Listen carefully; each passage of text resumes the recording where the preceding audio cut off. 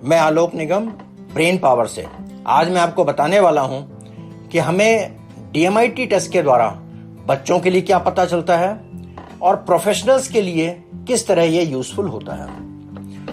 बच्चे 5th में first standard में आते हैं और शुरुआत के 10 साल उनके लिए बहुत इंपॉर्टेंट होते हैं। आज अगर हमें एक्यूरेसी के साथ में ये पता चल जाता है कि उसकी स्ट्रेंथ और वीकनेसेस क्या हैं, उसका IQ लेवल कितना है, उसके लर्निंग स्टाइल्स क्या हैं, उसकी पर्सनैलिटी कैसी है, उसके एक्स्ट्रा क्यूरिकुलर एक्टिविटीज कौन सी हैं जिसमें वो आसानी से जा सकता है, तो ये सारी चीज़ें पता करके हम उसको एक अलग दिशा दे सकते हैं और उसको लर्निंग का एक स्टाइल बता सकते हैं कि इस तरीके से तुम्हें पढ़ाई करनी है।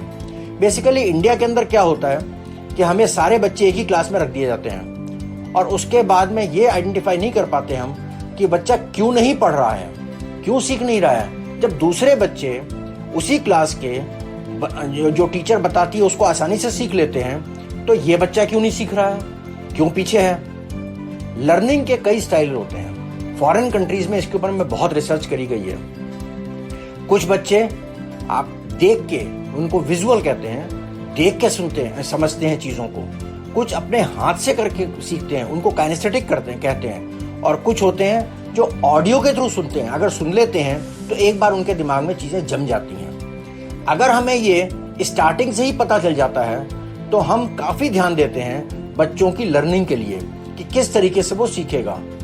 आज प्रेफरेंसेस हमारे सारे बदल जाते हैं, उसको सिखाने के प्रेफरेंसेस, उसकी एक्स्ट्रा क्यूरिकुलर के एक्टिविटीज़ के प्रेफरेंसेस। सपोज आपका बच्चा डांस में अच्छा है और पड़ोसी का बच्चा डांस सीख रहा है या स्विमिंग में जा रहा है, तो आप उसको स्विमिंग में डाल देंगे। स्विमिंग में डालने के बजाय अगर आप डांसिंग में भेजेंगे तो मुझे ये लगता है कि वो ज़्यादा बेटर परफॉर्म करेगा। तो ये सब चीज़ें हमें बहुत अच्छे से पता चल जाती हैं। जहाँ तक सवाल है प्रोफेशनल्स का, तो प्रोफेशनल्स के लिए अगर IQ लेवल, उनके कैरियर चॉइसेस का पता चलता है तो उनके लिए बहुत हेल्पफुल होता है। आज के लिए इतना ही। Thank you very much.